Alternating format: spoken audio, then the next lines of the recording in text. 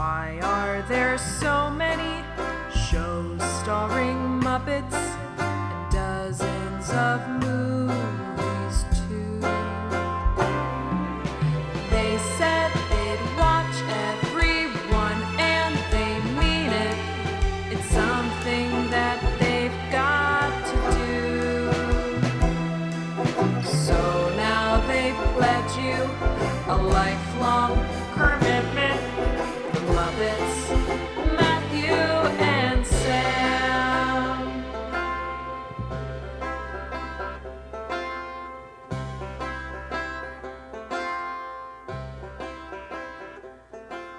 Welcome to Commitment, the podcast where two friends have vowed to watch all things Muppets. I'm Matthew Gatos. Hey there, Matt. I'm Sam Schultz. Oh, hey, Sam. Nice to meet you. This week, we're discussing the June 1981 film, The Great Muppet Caper. On top of The Great Muppet Caper, we also watched and will be discussing a CBS News behind-the-scenes report on the making of The Great Muppet Caper that also aired in June 1981. But before we get into talking about that, Sam, I have a question for you. Uh-oh. How often do friends and family send you Muppet things? Oh. Like, hey, did you see this? And you're like, yeah, 6 years ago. I can't talk about this. This is rude. Yeah, well, so I don't want to be too harsh have. because it's. I want to start off by saying I totally understand this instinct, and I completely understand why our friends and family do this. It is not a negative experience in my life that friends and family send me these things. It's just like you have to sometimes put on like a little bit of an act of like, oh my God, that's so cool. When it might be the 12th time you have seen this thing. Well, you're my friend, and you send me lots of Muppet stuff. That is true. So there's that. I do have a couple group chats where when people run across something that's been making their rounds on Twitter, they'll be like, wow, have you seen this? Elmo yelling at the Rock? And I was like, yeah. Yeah, bitch, I saw that 2 months ago. But then I say, whoa, Elmo really hates that Rock, huh? But I do have the benefit of my mom being pretty knowledgeable about the Muppets. So she, like, my family doesn't do that as much, and my brother doesn't give a shit, and my dad doesn't give a shit. So my mom probably is like, oh, he knows about this.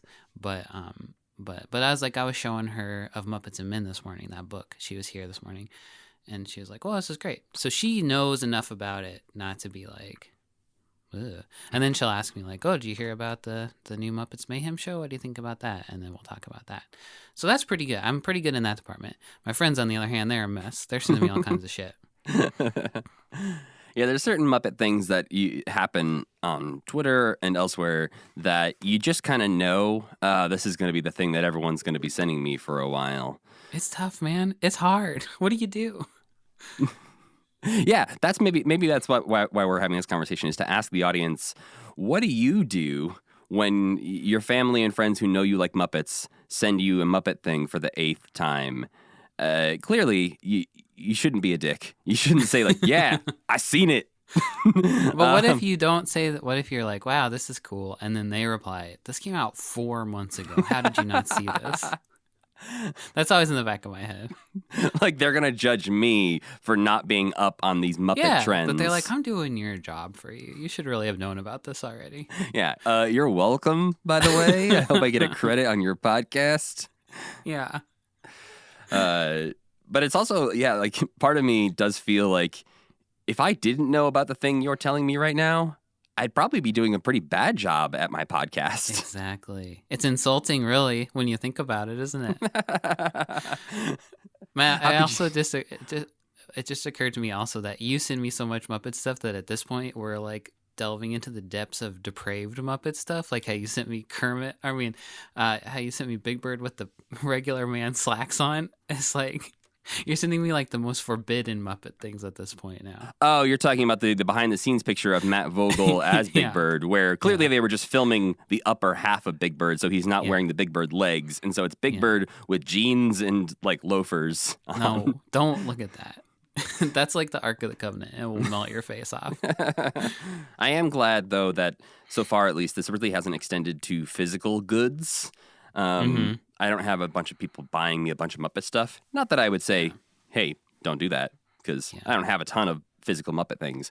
But I feel like if I was a younger man, like, living at home with my parents and stuff, every birthday and every Christmas would just be like, Yeah. here's 20 Muppet things. Yeah, You're that welcome. definitely would have been the case with me as well. But I will say, if someone wants to send me some of those adorables, I would take those. I have little one of guys. those, don't You I? do? I don't know. Oh yeah, you do. I think you do. I have one of those cute little Muppet things. Yeah.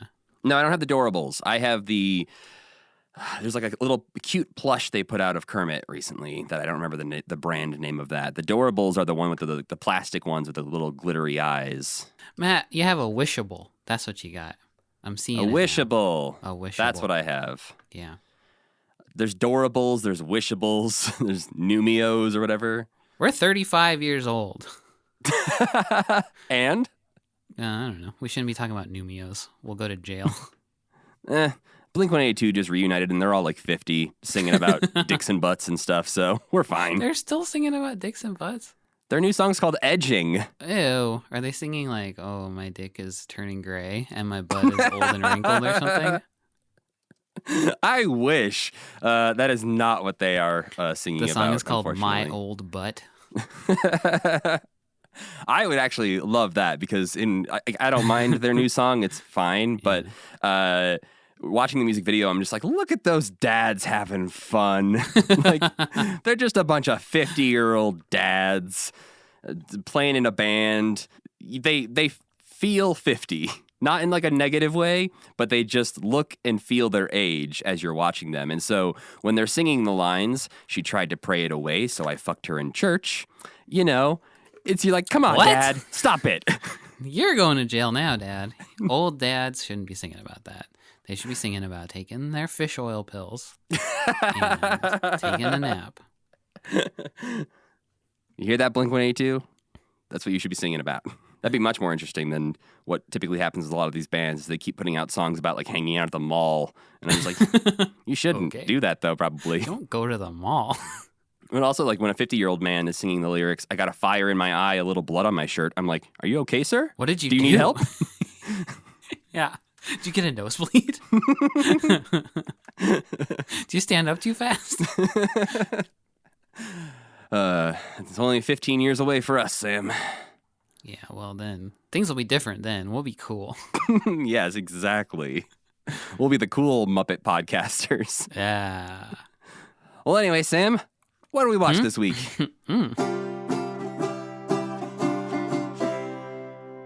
The Muppets, as they make very clear in the beginning, are making a movie. And in this movie, Fozzie and Kermit aren't exactly the same bear and frog that you know, but are instead brothers. And on top of that, investigative journalists. Gonzo is their photographer, but still pretty much Gonzo aside from that. While singing the big intro song to the film, the trio happens to miss the story of the century. Fashion mogul Lady Holiday's jewels are stolen in a brazen broad daylight robbery by disguised assailants. In order to make up for their blunder and save their job, Kermit, Fozzie, and Gonzo travel to London, where Lady Holiday lives, in order to investigate and catch the thief. Though now that I say that, I'm not sure why they're so confident that the thief is in London and not in the city where the jewels were stolen, but whatever. That is a fantastic question that I did not think about until you just said that.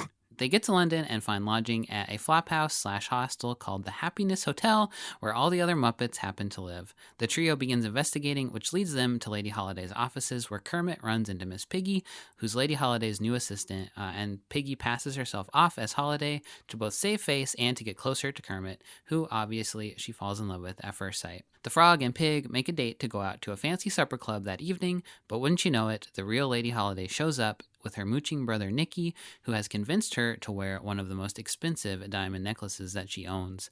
And also, wouldn't you know it, the lights go out in the supper club, and when they come back on, the necklace is gone. In the commotion, Kermit realizes that Piggy is not Lady Holiday, but she's already disappeared. Also in the commotion, Gonzo snapped a flash photo at the perfect time to catch the thieves in the act. And when the photo is developed back at the hotel, the picture shows Nicky stealing the necklace and passing it off to his accomplices, who are a trio of models working for Lady Holiday. Unfortunately, Animal busts the door of the darkroom down mid-development and ruins their only piece of evidence. Kermit runs into Piggy in the park and confronts her about lying, but they end up making up. And then she, I think, invites him to a fashion show that afternoon. I can't remember how he ends up at that fashion show.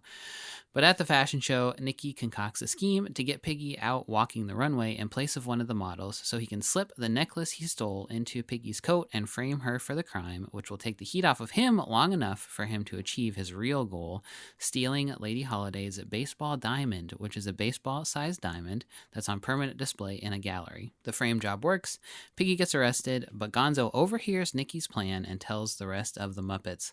They head to the gallery to foil the crime, get the big story, and clear Piggy's name, all of which they do. And there's a happy ending for everyone. The Great Muppet Caper was released in June 1981, the same month as Raiders of the Lost Ark and Superman 2, and right before, like the week before Escape from New York and Arthur. So pretty good couple of months at the old theater, huh? Yeah. Also around this time in June of 81, the first game of paintball ever was played. By accident? How does that happen? I don't know. I guess they just invented the paintball gun and they were like, well, I guess we should go play paintball. And they did. And because I just cannot resist talking about it anymore, the arcade game Donkey Kong was released on July 9th, 1981, which is pretty close to around this time, which introduced the world to Shigeru Miyamoto's Mario and made Nintendo a household name. Was June and July of 1981 the funnest possible time to be like 10 years old? Probably so. There were some other things happening around this time in the world of the Muppets. On May 30th and 31st, 1981, the Muppets shot their first Polaroid commercials, which we will be talking about in a few episodes. But yeah, apparently Jim was into this because he had been messing around with Polaroid cameras as early as the mid-50s. Wow. Yeah. They And existed back then? apparently... And apparently, yeah, because of his interest in Polaroid photography, he was like, yeah, cool, we can do that commercial. Cool. Probably got free Polaroid cameras for life or something. Also, on June 19th, 1981, Jim wrote in his journal, "Call Larry Gelbart." Larry Gelbart is the man who had created MASH, so, you know, an extremely famous man who was at the time working on the feature film Tootsie. We talked previously that Jim was trying to work with Larry Gelbart to work on a stage show, but then Larry Gelbart got pulled away to work on MASH, and the stage show kind of fell apart. Seems this was sort of the same idea, is that Jim reached out to him to talk about Bodo, which... Again? Well, so... Kind of yes, but kind of no. So in his journal, the day before he called Larry Gelbart, he wrote "Drop Bodo" in his journal. So Bodo was going away, but he... That's the goat thing, right? Yes, the goat herder turned... Or it was like a pig farmer turned goat herder. I don't remember the story. It was a while ago that we talked about Bodo. Yeah. But he ended up wanting to talk to Larry Gelbart about potentially doing a different... medieval-based stage show that wasn't Bodo. So it seems like maybe he was like, well, this Bodo thing's not working out. I'll go do my own Bodo. Uh-huh. So he called this guy back to say, I'm not doing Bodo anymore? Is that what it is? Or No, what? Larry Gelbart was not working on Bodo. This is a whole separate thing of like, hey, okay. you and I, we've tried to make a stage show before. Let's make a different one now that's kind of like this other show that I wasn't doing, but this one also doesn't end up going anywhere. So Larry Gelbart's like, this asshole again. you want me to leave MASH, the most successful show ever, to make a weird medieval stage show that no one's going to watch? Unsurprisingly, I think this one didn't go anywhere. Jim ended up looking for other writers, including Neil Simon, but nothing came of this idea. And so Jim began developing a different idea for a Broadway show with the working title of The Puppet Show. Apparently, the plot of this involved using performer Fred Newman as the central figure.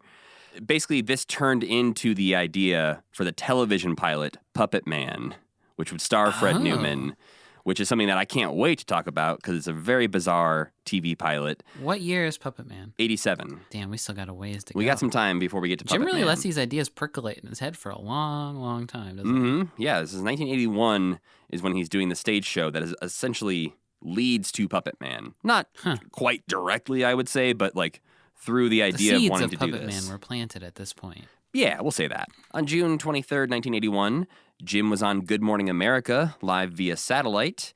Unfortunately, the only evidence of this seems to be that Jim wrote in his journal, live satellite TV, Good Morning America, but didn't, like, There's no clips of it. I can't find any pictures of it. So if it's out there somewhere, we can't find it right now. Even Muppet Wiki doesn't really have any information about it. It just has the citation of Jim's journal. So then on June 28th, 1981, Miss Piggy's Guide to Life, the book, was published, which offers a lot of extremely unhelpful life advice. Like clothing is almost entirely responsible for success in any career. And if you want to cope with depression, you should just make a list of your blessings and take a bubble bath. Oh, boy. Yeah. So, not an entirely surprising 1981 comical take on life advice. There was a lot of self-help style books coming out at the time, and so this was just sort of a parody of those. I have read part of it, and it's pretty funny in parts, but as another Frank Oz character would later say, page turner, they were not. I just couldn't really make it through Miss Piggy's Guide to Life in time to talk about it in any depth for this podcast. Commitment voided, Matt. Death penalty instituted. Hey, now. The podcast says where two friends have vowed to watch all things Muppets, not read. That's true. We have gazed upon the book. That counts. Yeah, we have watched this book in our presence. Mm-hmm. The book, though, was on the New York Times bestseller list for 29 weeks. What's not? 29 weeks? That's a lot of weeks. Somebody was having a lot of fun taking pictures of Miss Piggy for this thing. I'm thumbing through it now. I just happen to own this book independently of this podcast. But before we get into talking about the Great Muppet Caper today, we should probably touch on the CBS Sunday Morning News Report because it aired a little bit before the movie came out, and it was a brief glimpse into the behind-the-scenes process of the Great Muppet Caper. It's about, I was going to say half and half, but it's really about like a third behind the scenes of the Great Muppet Caper and then 2/3 behind the scenes at the Muppet Workshop in New York. Yeah, which I thought was cool. Oh, yeah, for sure. And it gives like a nice little tease. It was clear that because the Great Muppet Caper filmed in London, they were not able to be on set or visit for the majority of the filming of this. So they were there during the last sequence being filmed, which is basically the opening of the movie. At the beginning of this, the host of the show, clearly a man who is a fan of wordplay, throughout this, he has a few different little phrases he drops, like, we visit a mysterious mansion in an East Coast metropolis, which... Is this where the Muppet Studio is? Yeah, it's the townhouse that Jim bought that he basically turned into the Henson Associates office. Right. But we get some glimpses at the beginning of the Muppet crew on set in Albuquerque, filming Animal, eating through the scenery, but also the behind the scenes of filming the hot air balloon, which involves just dangling a man under a helicopter.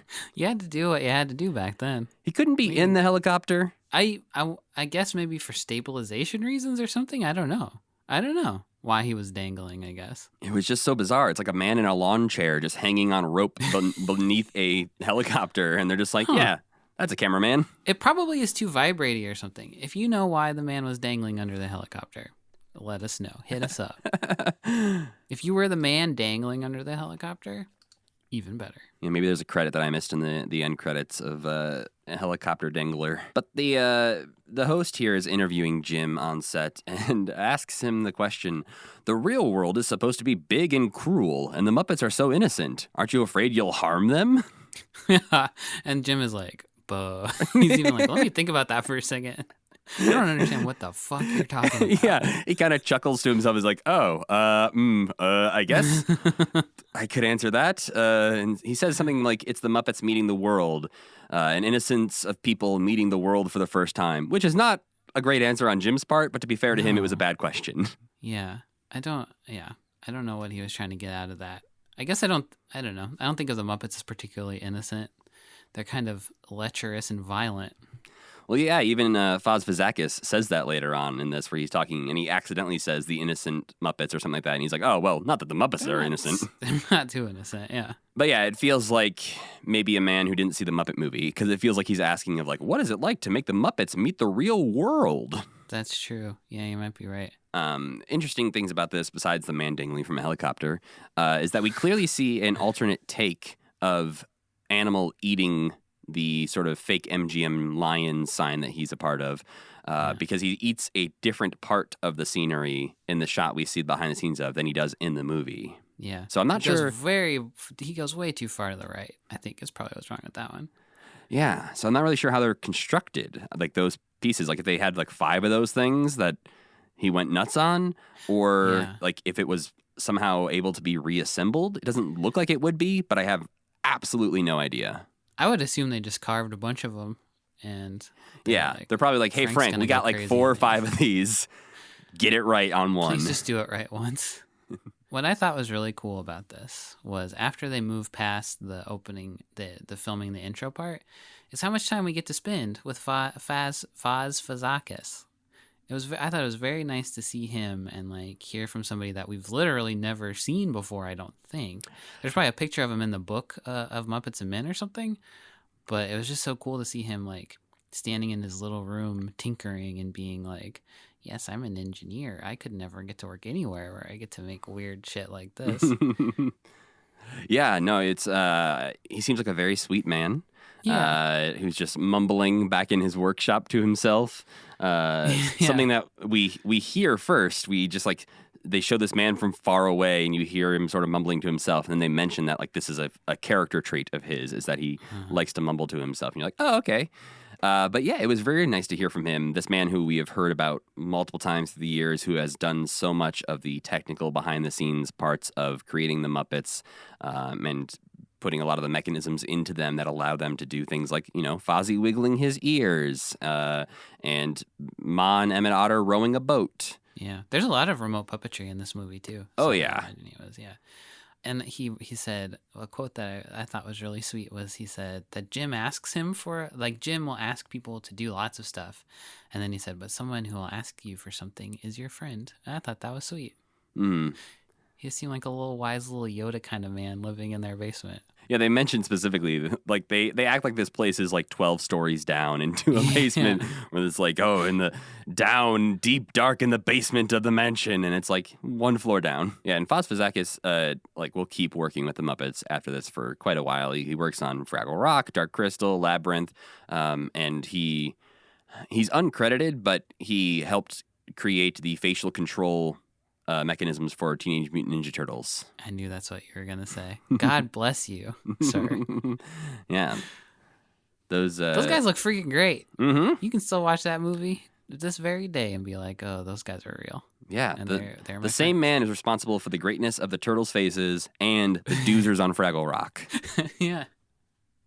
What a beautiful, beautiful mind. Contrary to that, Jim at one point in this is being very modest and says, I think we've invented very little, but we've taken a lot of techniques from elsewhere and like combined them into one thing. Yeah. I mean, I guess it depends on how you look at inventing stuff. It's like, Right. they didn't invent a motor, but nobody invented a motor. Right. So You didn't I think invent he's being a little puppets, hard on- but you still Yeah. you still created a lot of things, Jim. Yeah, yeah.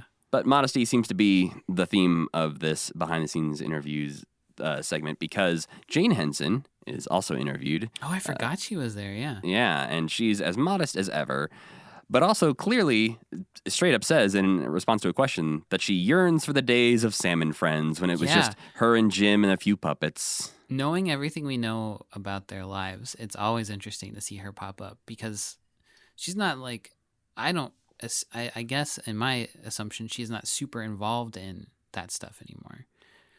Yeah, I believe she's involved on the business side of things, but she Yeah. is not on set puppeteering anymore. Yeah. And yeah, she says some of the projects get a bit large and vast for me. Yeah. So it just seems like a bit of this dream that sort of started off with Jim and Jane making Sam and Friends together. Eventually, Jim's dreams sort of grew bigger than Jane wanted to go along with. And so she's not... Or he didn't invite her to come along. That is with him. also, I think, probably the case in a lot of this. Yeah. Yeah, but again, we'll never know all the ins and outs of their relationship, but clearly they had different ideas of scale of what these Muppets would maybe become. She never wrote a memoir or anything like that? No, the most we hear from Jane Henson, as far as I know, is in the Sam and Friends book and in Brian J. Jones's Jim Henson biography. Okay.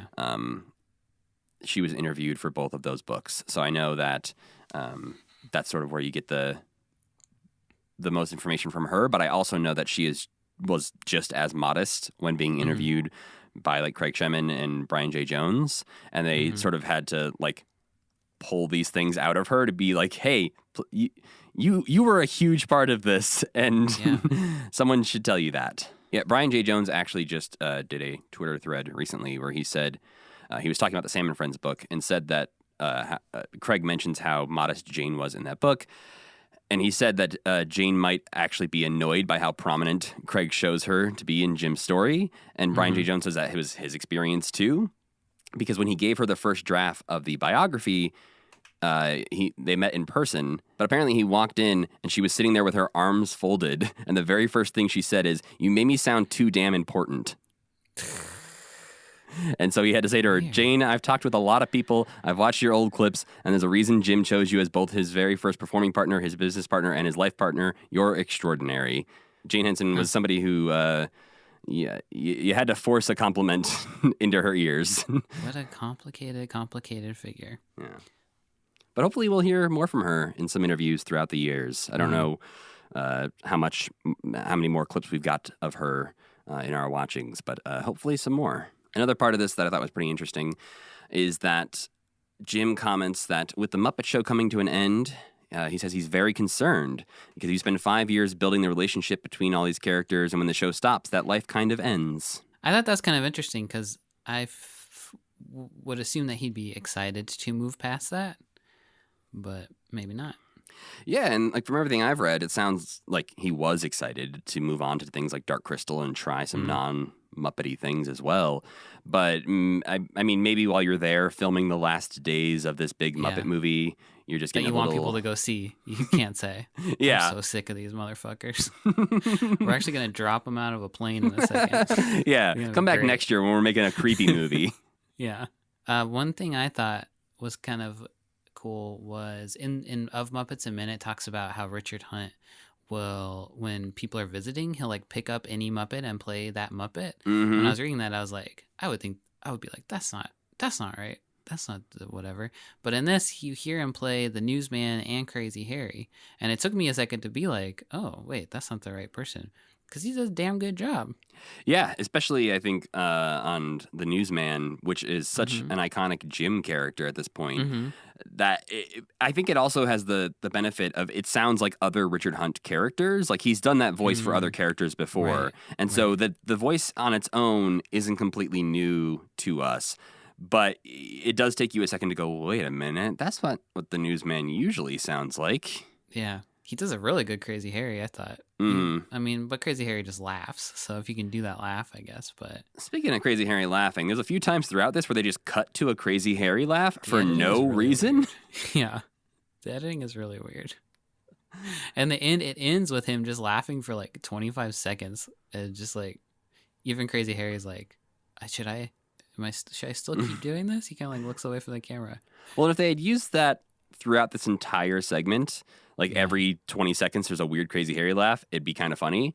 But it doesn't happen for the first time until like the last 3 or 4 minutes. And then it happens like 3 or 4 times in the last 3 or 4 minutes. I don't know. I guess they probably were just trying to get these things out, you know? And back then they had to cut it with the razor and shit. But yeah, it was a nice little behind-the-scenes look at not only the Great Muppet Caper, but also meeting Foz Vazakis and Callista Hendrickson and getting to see inside that New York Muppet studio. It was like as in-depth a thing as we've gotten in. Well, Of Muppets and Men is in-depth, but this is almost like, I don't know. It talks to a different set of people, which was really interesting. Yeah, we get to see the New York branch. Yeah. All right, then let's get into talking about today's main feature, the Great Muppet Caper, or as it was almost called at sometimes, The Muppets Hit the Road, or The Good, the Bad, and the Muppets. That's really bad. Was it like a different movie at those points, or what? Yeah, so there's some, on Jim's Red Book, there's some information about the writing process of this that we've talked about briefly before, of how this writing team came together. But it basically seems like there were a number of different versions of this script that went through a handful of changes before it got to being the Great Muppet Caper that we know and love today. But it took a while to get there, and along the way, they did not really have any names decided when they started going into this movie. Right. And it ended up being Lisa Henson, who was the one who wrote down Caper. as the suggested title on a big list of title suggestions. And Jim was like, oh, yeah, that works. Muppets Hit the Road could be the title of the first Muppet movie. You don't want to do another Muppets Hit the Road. And this just doesn't, the Muppets do not hit the road in this. There's no roads to be seen, really, except very briefly. They're barely in cars. Yeah. But the movie opens up on the Disney Plus version with the Jim Henson Pictures logo, which is actually a logo that wasn't used until 1997. Looks like it's from 1997 also. Yeah, and it was only actually like theatrically used on the movie Buddy, that big gorilla movie, Muppets from Space, and Elmo in Grouchland. But since 2001, this has appeared on the Muppet movie and the Great Muppet Caper when you watch them. So it's something that you've definitely seen. It's Kermit on the big camera, like jib arm thing. That definitely looks like it's from the 90s because it looks a lot like the Kermit from the end of Muppet Vision 3D when he's remotely puppeteered on the fire truck. Ladder of the fire truck, yeah. Whereas when this movie would have originally come out, you would have seen the Universal logo there, which would be a little bizarre to see on Disney Plus. I guess overall, before we get into it, Sam, what'd you think of The Great Muppet Caper? When's the last time you watched The Great Muppet Caper before now? I actually watched it really recently before this. I picked it. We have like a movie club, and I picked it as one of my picks to watch. I don't remember why. I just felt like watching it. And I hadn't seen it. I don't think I had seen it before I picked it. So I saw it for the first time recently, and then this time. Then I kind of watched it. I kind of watched it twice because what I think about the Great Muppet Caper is that I enjoy its distinct pieces, but I do not think it comes together into a movie that's very fun to watch, for me at least. I we'll get into it maybe when we get more towards that part of when talking about it, but I think the middle drags so much and they get so focused in on Miss Piggy. She's got like 3 songs about her basically in a row. There's like the falling in love with Piggy song, the celebration of Piggy song, and then the song where they're on the bikes biking around, and it's just too much in the middle, too boring, I think. But when you watch like the Miss Piggy swimming part by itself, it's fun. It's very funny, I think. But in the movie, it just comes as such a dip in the thing that you're kind of like, okay, get on to the next thing. And I think there's a lot of jokes in it that are very funny. I think the writing is very funny. I just like don't care about the plot. And it's a complicated movie for me because I do like it, but I don't love it. I'm weirdly, I think, in the same camp, but for completely different reasons. Okay. I think overall find this movie hilarious and extremely joyful to watch. Like I just enjoyed watching it from start to end. I think I had like a lot of fun. It's extremely funny. But there are some scenes in this in particular where I'm just like, we could probably cut that out. this I'm surprised this movie's only an hour and a half because there's a lot of scenes where it's like, this is really going on for a very long time. I think the central plot of this movie, you could probably, like, if you went in and did a machete cut of this and, like, cut out all the fluff, you could have, like, a 20-minute movie here. That's just the plot of the film. Which, again, they do in a lot of Muppet movies. I'm not saying that this is unique to Great Muppet Caper, but there's some scenes in this that just feel so superfluous, a word I can't say well, that you finish the scene, you're like, why was that there? Yeah. And it really is just like, oh, we wanted an extended scene with this celebrity that we could get for our movie. So they're here and they're going to talk for 5 minutes. Yeah. I know. I think, are you talking pretty specifically about when they're sneaking into that house? Well, I'm talking specifically about the John Cleese scene and the Peter Falk scene. The Peter Falk scene is one of the best scenes in all of cinema. I agree, but it literally does not affect the movie at all. That's true. I think, the John Cleese scene has some funny lines in it, but man, it just goes on for so long. It's also one of those that doesn't need to happen. Piggy's, the whole thing is that Piggy's trying to lie to Kermit and say, I live in this house. Yeah. And she could just meet him out front. She could just be on the doorstep waiting for him to arrive.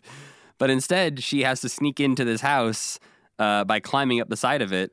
And then, for some reason, decides to go back inside the house with Kermit to show him the house.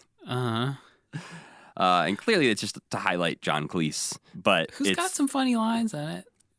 I think but- this is a movie of funny one-liners, Yeah, which makes a lot of totally. sense. They brought back Jack Rose, the guy who wrote for Milton Berle and Bob Hope and all that, who was really good at writing those one-liners and gags. And there's a lot of those really strong one-liners throughout this. I actually put in my notes, there's a lot of drinking the milk type of jokes where we have in one of the first episodes of The Muppet Show where Kermit's just drinking the milk and then looks at the camera and says, "Think about this, folks." Yeah. There's a lot of those types of jokes where Kermit has both the setup and the punchline to a joke that has nothing to do with the plot of the movie. It's just a little offside thing where he's just like, I'm going to say this little funny thing that the audience will appreciate. Yeah, and I think it also I think this movie has a lot of moments in it that establish who the characters are now even more than the Muppet Show did. I think Gonzo has a lot of really good moments in this movie where he is their normal guy friend who they like, but also he's like, it's okay, I landed on my head. Or he jumps in front of the taxi. I feel like this is really Gonzo being brought into focus. And it's nice to see Fozzie have such a big role too. Yeah, it's really interesting to see this trio just be a full-on trio for the entirety of the film. Yeah. And not be separated, or they don't have to meet. They're just these guys have been a trio for a while, and now they're getting to be a trio for a whole movie. And from the very opening of the film, when they're riding in the hot air balloon over the opening credits, we get to see all three of their personalities coming out very clearly. Yeah. Fozzie is the naive one, asking Kermit all the questions about how long the credits are going to be. Does anybody even read these things? And Gonzo just really wants to jump out of the hot air Jump balloon to his death. Yeah, he wants to plummet. And Kermit also is a little softer in this one. I feel like there's one moment that we'll probably talk about later where he gets kind of scary, but Kermit is much more I don't know. He's much more fallible, but also he gets to be the butt of a joke a little bit more, and also is more patient with his friends. I feel in this too. It is one of the things that it's maybe a little too strong to say that this movie doesn't have a lot of heart, because it does, and I think it just comes through differently than it does in other Muppet movies. I think in both the Muppet movie and Muppets Take Manhattan, which you haven't seen, but Yeah. I'll tell you, there's some scenes in there where things get a little bit more serious or dire, Yeah. where they have to deal with real world consequences of their actions. There's nothing in this movie that makes me want to cry, like there is Right. when Gonzo singing that sad song. Precisely. And I think we do have the relationships between these characters, like Gonzo and Fozzie and Kermit, that is very heartwarming and very sweet. And we can tell that they are real friends, going through the world together. And that's very sweet and heartwarming. But they're not pulling at the heartstrings a lot in this one, Right. which they don't Right. always have to do. It just comes across as a slightly maybe sillier movie than Yeah. those other ones. Definitely. That's a good point. I didn't think of that. That's probably why it loses me a little bit, because I just can't. I like Miss Piggy, but I can't really connect with her as a grand romantic figure. They're genuinely trying to make her in this, I feel like. She doesn't even really say anything funny until she's in jail, I feel like. Before that, she's not that funny. She's kind of like 90s romantic comedy funny. But then when she's talking in jail, she's funny. But The hot air balloon plummets down to Earth. Thankfully, all of our Muppets survive, even though that we know behind the scenes, the Fozzie puppet did catch on fire at one point in the filming of this. this intro or what? I think 'cause during- the hot air balloon caught on fire. Right. I think in the actual hot air balloon filming out in Albuquerque, when they were setting the hot air balloon down, it burned up a Fozzie. No, not Fozzie. But we have the opening number, which is, hey, a movie. I will say Joe Raposo went the fuck off when he was writing the music for this. The songs in this are so good, I think. Oh, absolutely. I've had them stuck in my head all week since watching this film, especially Hey, a Movie, because I don't know. Joe Raposo is really good with these, the short, catchy melodies, because I will say these songs, very catchy, very good. Again, they don't quite have the heart of a Paul Williams number, That's true. but they're very good songs. A lot of them, and this isn't very surprising, remind me of songs from the Muppet Alphabet album. The Happiness Hotel song sounds a lot like the P song. You know that one? Yeah. They sound very similar. But yeah, so when someone I could just recognize his little his little trademarks and get that same like endorphin rush of, oh, I like that album a lot.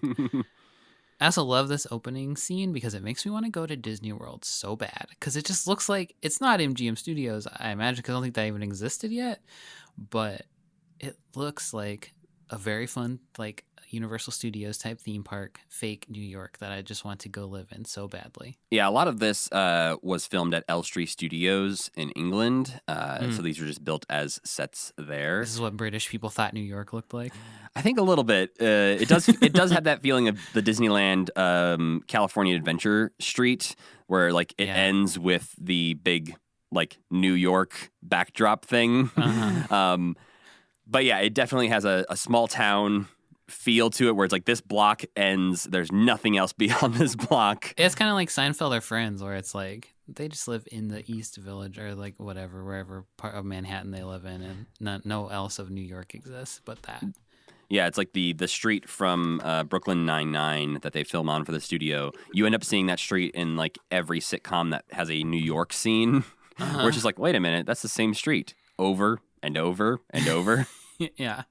But a lot of places they filmed this at Elstree Studios are actually they have been demolished since like in the late 80s, I believe, because they did some I don't know, remodeling. I don't know if Elstree Studios, like if it's still in the same spot. But it's also they had filmed Star Wars there as well. So a lot of big movies were made at Elstree Studios, but they maybe don't know what New York looks like.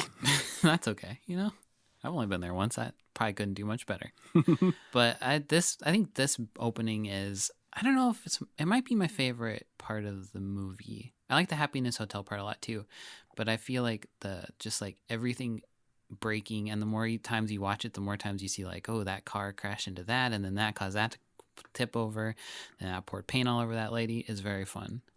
Yeah, the stunts in this movie were also really ramped up, and you can tell that they this would have been a much more complicated shoot than the Muppet movie. From everything from Piggy's underwater number to the amount of things exploding and cars crashing and people jumping around, like there's a lot of stunts going on in this film. I also noticed in this that in the back of that truck with the cage full of monsters that is driving around for whatever reason, there are mutations in it and their mouths are moving. That's illegal, I thought, of mutations. Well, they were arrested. They were in a cage, so... Oh, you're right. Clearly, everyone else knew that was illegal as well. Yeah.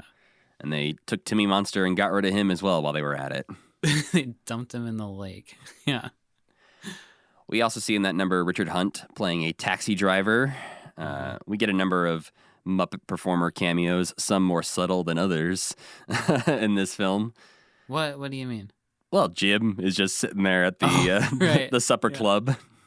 Yeah, with some other lady, which is always kind of like, hey, come on, buddy. You're doing that for real.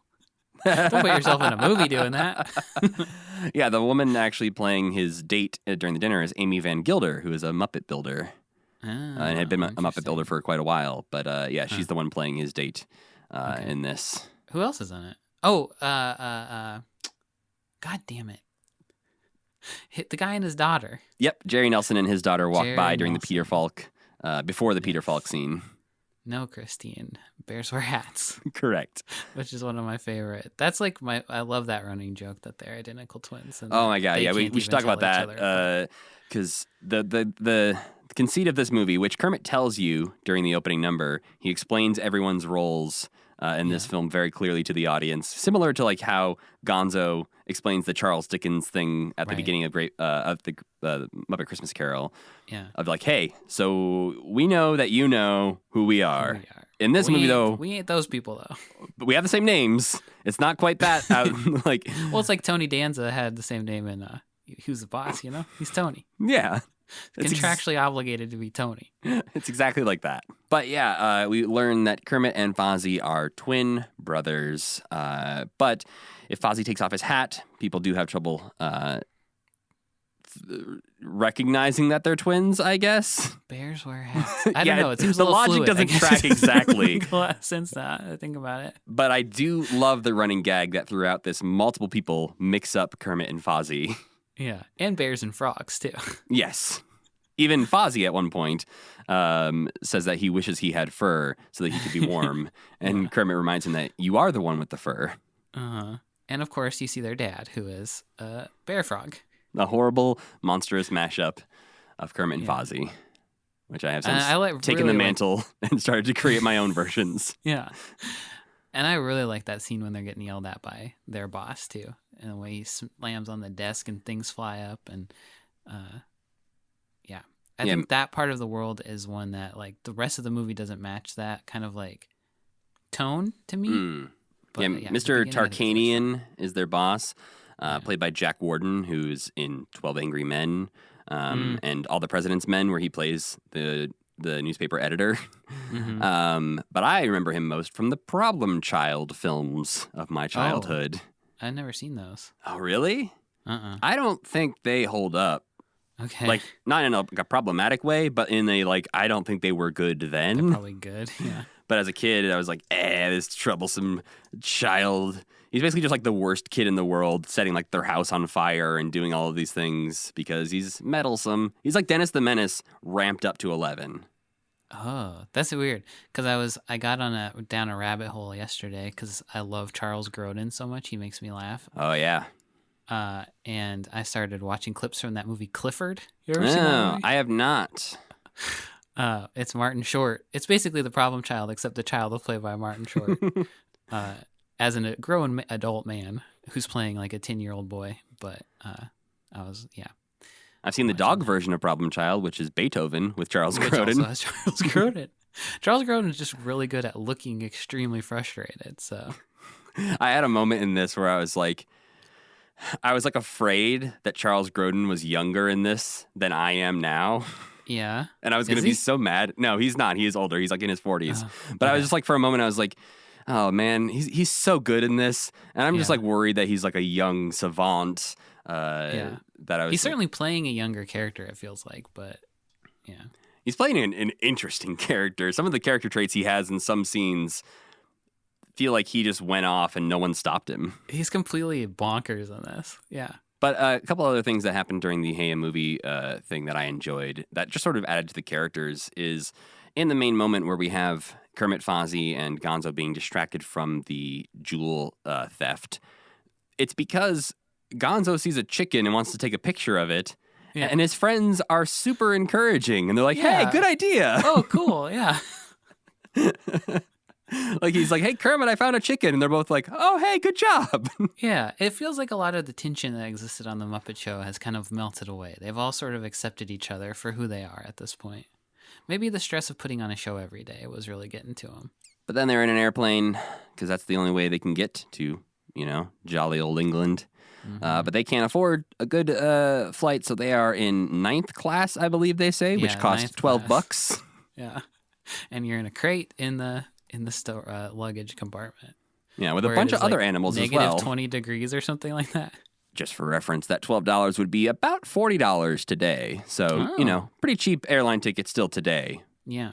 But there's one of those, again, what I called like the milk drinking jokes in this scene that I really enjoyed, where they're all in the dark and they're all in their little crates. And Kermit turns on the light and says, I think I'll read for a while. And then just goes, I wish I had a book. Yeah. That's a good one. And they get thrown out of the plane because that's the only way that they could afford to get to England because the plane is actually going to Italy. And they crash land into a real pond in the middle of England. And this is where we get to see some of the remote puppetry that Sam mentioned earlier when there are close-up shots of Kermit, Fozzie, and Gonzo in their crates after they land. They're talking to a British gentleman about where they should stay. The puppets look fine and normal. We pull out to a wide shot of the puppets in the You're implying pond. They don't look fine and normal now? They look a little less fine and normal. Yeah. In the wide shots where Kermit clearly doesn't have a human hand inside of his head. He looks quite stiff and is just going bah, bah, bah, bah, like you'd see an animatronic Kermit on a hypothetical Muppet ride of some sort. Yeah. If you saw that at Disneyland, it would not take you out of it too much. But seeing it cut back to back with normal Kermit and then this Kermit. The greatest puppeteer of all time. Yeah. Doesn't really work too good. No. Is this guy somebody famous that I should have known? or is he just some guy? I believe he is. I do not really know him, though. I think Okay. there's a few actors throughout this that were famous in England but didn't really make it out of the English bubble, I think. All our British listeners right now are so mad. They're like, "Oi, oi, that's the Little Gentleman. You don't know the Little Gentleman, the Little Gentleman of Chipper Street." No, we don't know the Little Gentleman of Chipper Street. Sorry. That'll be our next podcast. Yeah. A lot of my notes that I took down, I'm realizing, are just like fun jokes I enjoyed, and not like overall thoughts. Specifically, there's one when they're taking the big red bus tour through England where Gonzo's taking some pictures, and Fozzie says, "Oh no, was my elbow in the shot?" And Gonzo says, "It's fine, it adds human interest." And Yeah. I Fozzie wonder how says, much of that. "But I'm a bear." I wonder how much of that part particularly feels ad-libbed. Like they just were like, you guys are going to ride in a bus for a couple hours and just talk to each other. I thought the same thing. There's a few moments throughout this, especially in this scene, where it feels a lot like the moments we have seen of Frank Oz improving as Yeah. Fozzie. You can tell, yeah, his tone is so different. Like the way that he understands Fozzie is not the same way that the people who write Fozzie understand Fozzie. Well, and I think the big thing that Fozzie does when Frank is improving versus when he's just being written by like Jerry Jewell or whoever is he tends to ask Kermit questions that he knows will like set Jim up to play the straight man in the scene. That's true. And yeah, it just had the same exact energy as the test footage for the Muppet movie, as the promos for the Muppet show. So I feel like when he's asking Kermit, can like bears go in those fountains? And he says like, I need a bath. Like Yeah. those don't feel like written jokes to me. No. So It's also funny that Kermit's response to those at this point is always just, "Oh, I don't know." Like he's talking to some little kid or something. It's I like, mean, he "Frank has pretty been much doing this to me. is. Frank's been doing this to me for 5 years straight on the Muppet Show, and I'm not going to play along anymore." There's also probably a certain point where you're just like, I don't think this is in the movie. Why are we doing this? Yeah. Yeah. But the whom I don't know response does feel like very Kermit to me. So, and I'm not sure why that is, but it just feels like being patient, but also being like, my mind's on other things, Fozzie. I can't talk about this fountain with you right now. In a long line of Muppets being tossed around in this film, the biggest, most clear, I feel like, example of this is when they get thrown off the bus. We just see the puppets for Fozzie, Gonzo, and Kermit get hurled. Just Yeah. flopping. This is like the third time we've seen Gonzo like get hit by something and turn into just a stuffed animal instead of a puppet and be flung though in this very movie. Yeah, he gets hit by a taxi earlier, and it is absolutely fine. So, as again we've talked about, Muppets cannot be killed.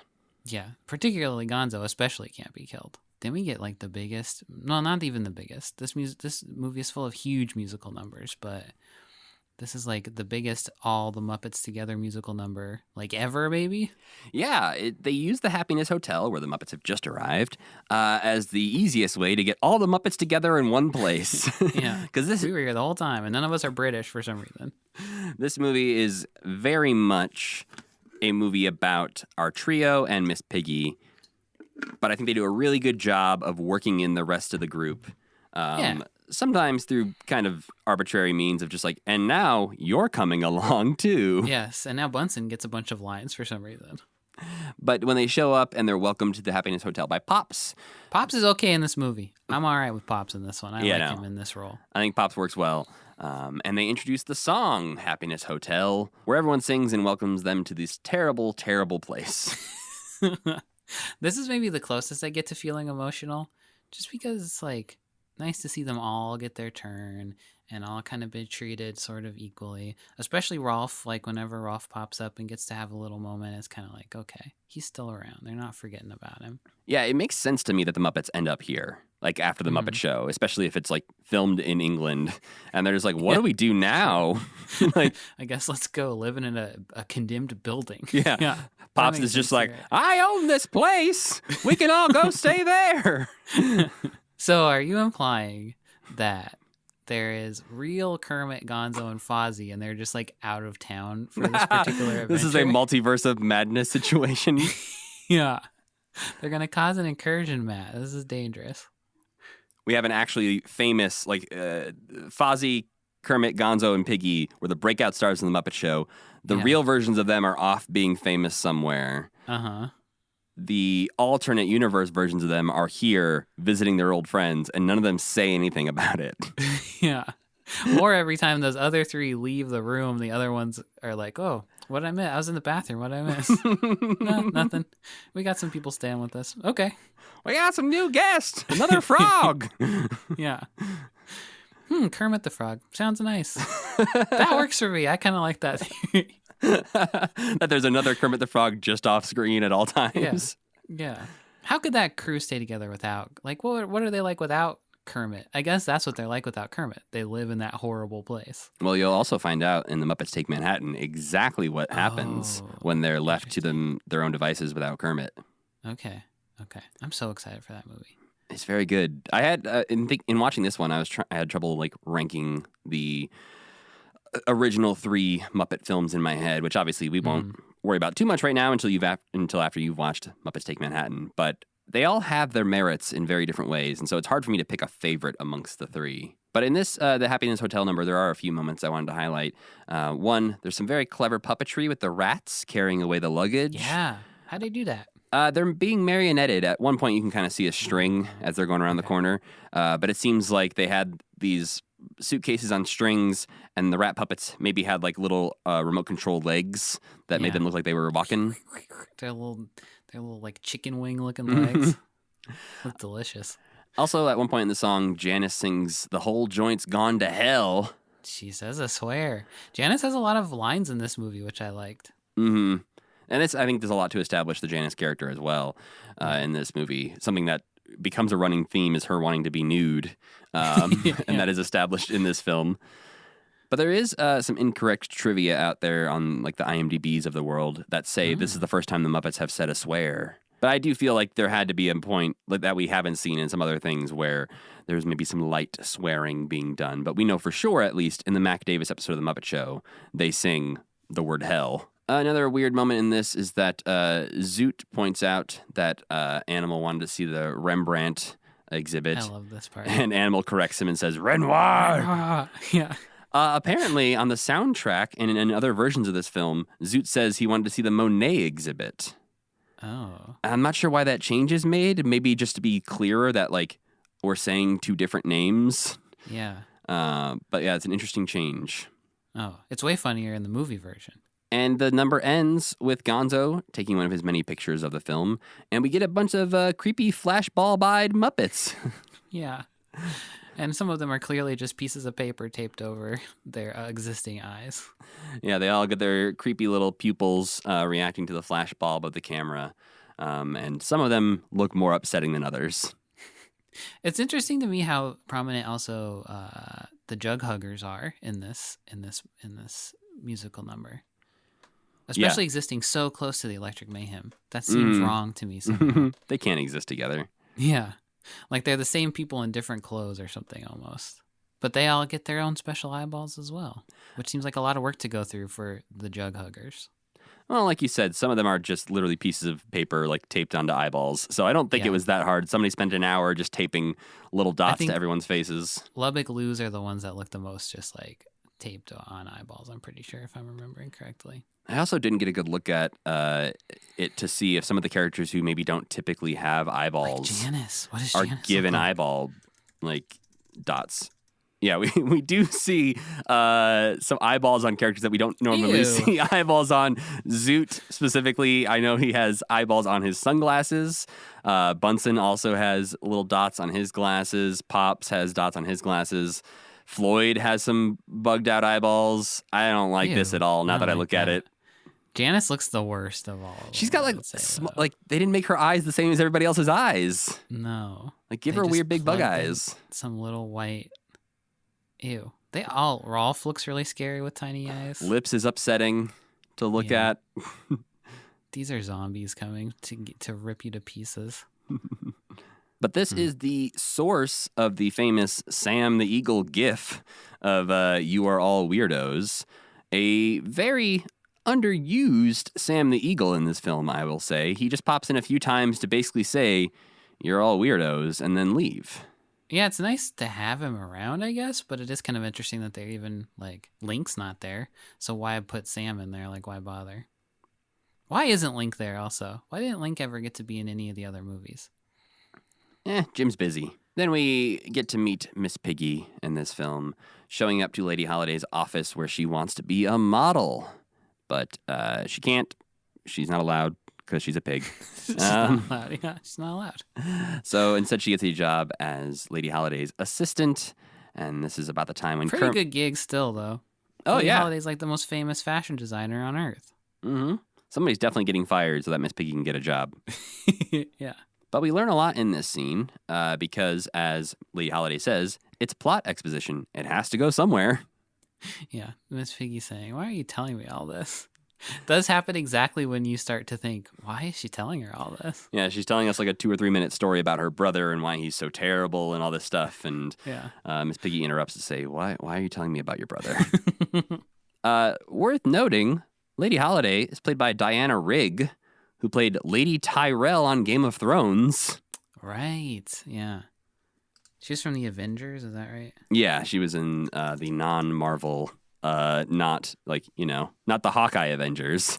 Yeah.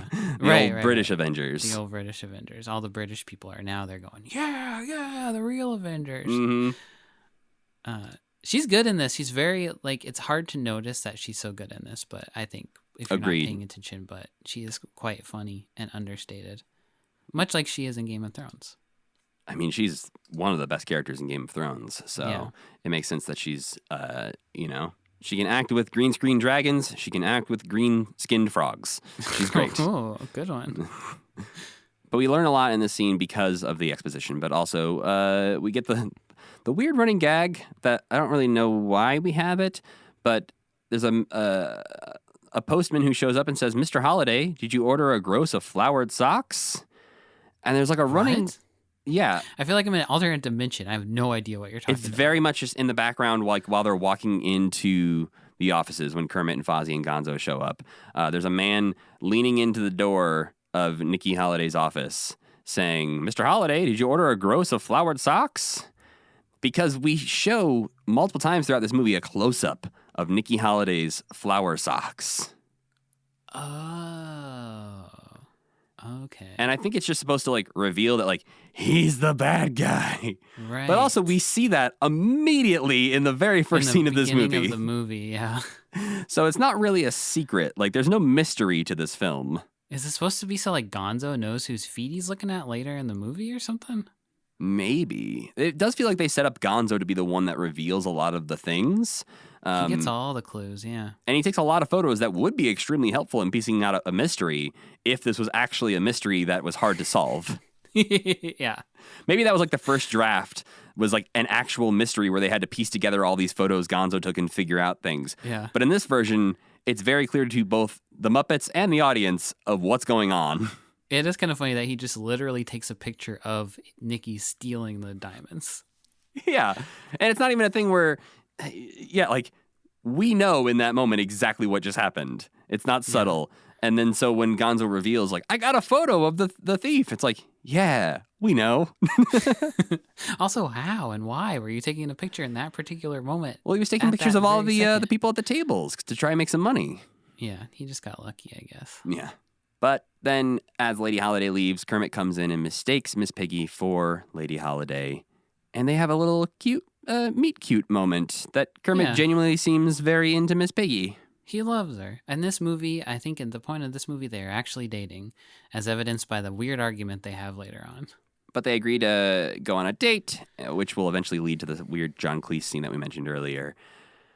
And after this is when we get to see Mr. Beauregard, because Gonzo, Fozzie, and Kermit need to catch a cab. Gonzo throws himself in front of a cab, and it happens to be driven by Beauregard, who is also staying at the Happiness Hotel, surprise, surprise, and drives them directly into the lobby of the hotel. Yeah, I still hate this guy. He's no Pops. He's no Pops, which is really saying something. That running gag where he's like, what color are their hands now? I hate oh boy, that. yeah. Not funny. No, it's like the Hare Krishna joke in the Muppet movie where you're just I get it, but it's just kind of okay. Yeah, and it's less subtle than the Hare Krishna joke as well. It's slipped in and not in as clever of places. No, there's a couple times where they just say it in a way that you're really? Now? Like, we're Yeah. in the middle of the jewel heist. Yeah, they're right there, Beauregard. Do you need help? But Kermit is now getting ready for his date. He is shaving. But Fozzie thinks he's going on the date too, which, I don't really know why, other than just they're twins who have to stick together. That's not really established super well throughout the rest of the movie. I feel like that Fozzie is so adamant that they stick together. Maybe that could have been a helpful scene or something. Yeah. Or Fozzie was always just like, it's just me and you against the world or something. And Kermit was always like, okay. Yeah, when you have Gonzo there, it's a little weird to have that dynamic play out, that Fozzie expects that. It would be like you could just stay here and hang out with Gonzo. He's your friend too. Yeah, Gonzo's not coming. He knows. But then I guess it turns out he actually doesn't think he's going. Fozzie thinks all of the Muppets are going. Which is bizarre there because they just met these people. Yeah. But this musical number also, this song is the one that's been stuck in my head. Stepping Out with a Star. Stepping out with a star. Yeah. That one? Yeah. Yeah. It's great. It's amazing. It apparently took 43 takes to get the shadow part of it right. I don't understand that at all. Oh, they're really projecting that shadow in the background. I don't know. It just was apparently in a Muppet newsletter said that the shadow scene took 43 takes. Yeah. And so I don't know if that means the entire dancing scene took 43 takes or just the shadow. Because I don't know why that would be so complicated or how they did it. But I'll trust the Muppets. Okay. Which feels like the part I shouldn't probably, but I will.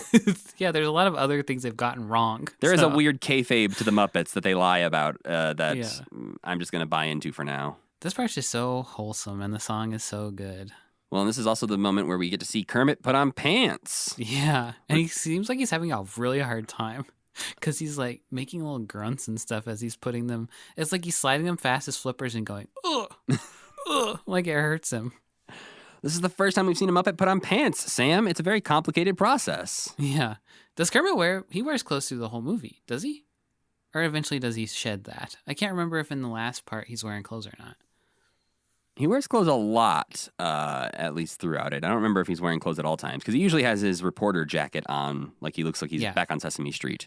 He's riding the bike naked at one You're point. right, and he's talking to Columbo naked as well. as one would do. Yeah. Columbo's going to see right through you anyway, so you might as well just show up in the nude.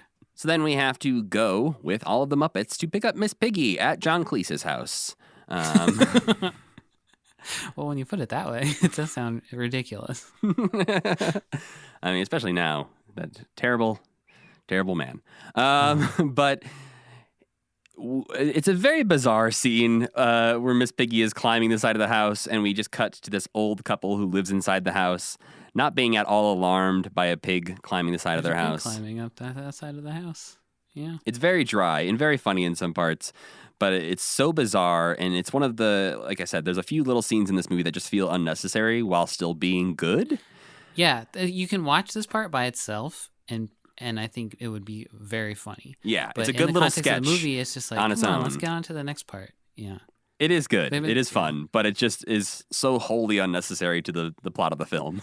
And it wraps up with Kermit and Piggy sneaking back into the house, essentially, because Kermit wants a tour of the beautiful house. Mm-hmm. And John Cleese catches them in his bathroom closet, and they ask him for dinner recommendations. He says, I'm sorry, I hate to be rude, but do you need anything? Yeah. And they ask for dinner recommendations, and he suggests is it the Dubonnet Club? Dubonnet? I don't remember how they pronounce it. And then they drive off in the part of the movie that I despise the very most. Ooh, why is that? Because this song is so annoying that the Electric Mayhem are singing. And it goes on, this part also goes on for so long. They're just driving like, it's basically like the British version of the Electric Mayhem bus. It's like a double-decker Electric Mayhem bus. And the back of it keeps like backfiring, and the song is annoying. And it just goes on forever. And this is where the movie starts to be like, I'm not sure I'm hanging with this so much anymore. Yeah, it's the song Nightlife, which is performed by mostly the Electric Mayhem.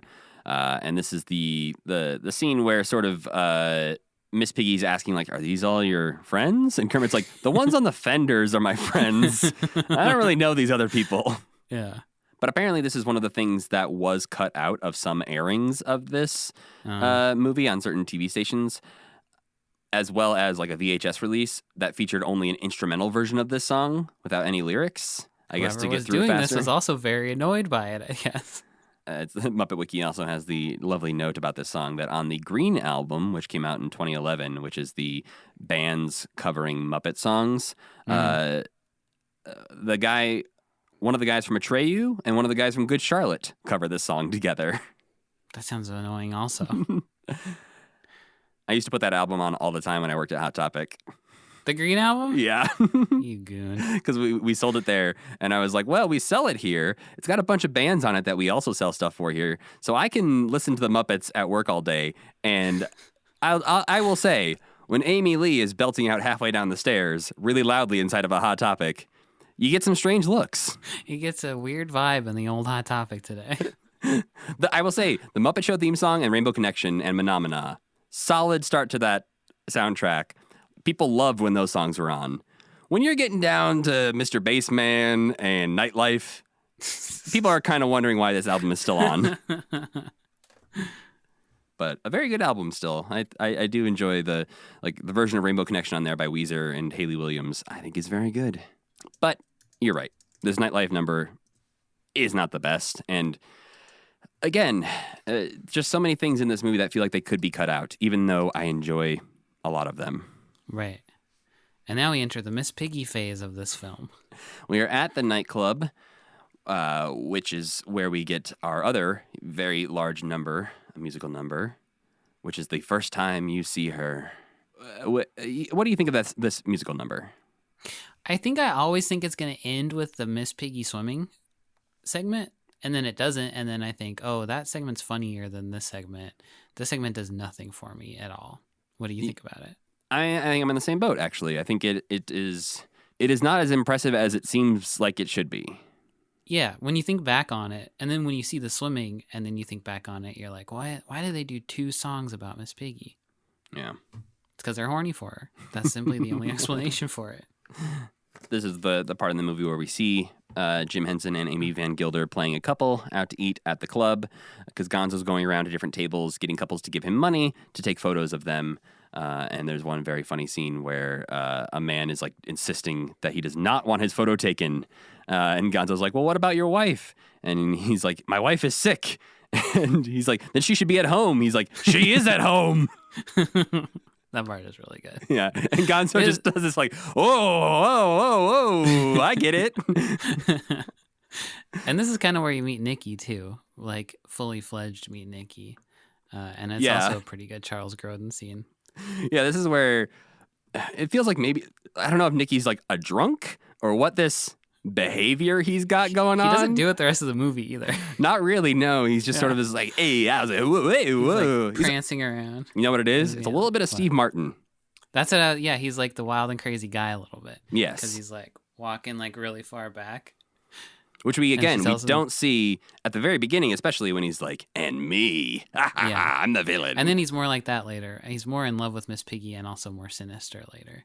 He has some never acts like this again. No, he has some big character swings as far as his personality goes that do not seem entirely earned and do not have a lot of payoff.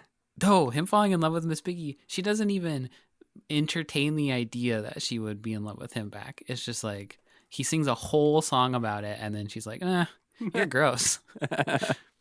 Then he sings another whole song about it. Well, as Miss Piggy points out, he is dubbed. He is not singing that song, Sam. That's true. But it's the point at which the necklace is stolen from Lady Holiday, very obviously, by her brother. But even though he's sitting right next to her, for some reason, she doesn't figure out that he's the one that stole it. I think we're being a little harsh on this movie. No, I think this movie's great. Around this time, I think this movie is up its own ass a little bit, which I think occasionally it is. I think it's bought into the Miss Piggy hype a little bit too much, and it thinks that people want to see a whole lot of her, which maybe they did back then. I don't know, but it just kind of lulls a little bit right now. But even when it's lulling, you still get Charles Grodin being nuts, and you still get Gonzo being nuts, and it's still fun. Or like Fozzie pouring a bunch of sugar in his martini, which is very cute. But the plot I forgot about that good. part. It's very good. He just keeps adding sugar to his martini and says, if you add enough sugar to this thing, it tastes like ginger ale. Yeah, telling other people at the bar. So you just have Fozzie like in the background of scenes getting drunk throughout the dancing. And it is very fun to spend this amount of time with the Muppets, being fully formed, being like at the prime of their, of their thing. But just Miss Piggy really kind of drags it down, which is weird, but mostly because she's not being funny yet. Like, nothing she's doing is particularly hilarious. After they take the picture, they go back to Happiness Hotel and develop the photos in the bathroom. I think this is the first confirmation maybe we have that Muppets go to the bathroom. Is it? Rolf's probably peed on something, but Rolf has probably peed on something before or mentioned peeing on something. But this is the first. We are told that the Muppets need to go to the bathroom in this, which is why they are trying to burst in the door because our trio is using the bathroom as their dark room, and that's not going to work out for anybody because they all need to use the bathroom. Yeah, and Animal surprisingly uses the toilet. I feel like they have walked Animal before, but maybe they've taught him how to use a toilet.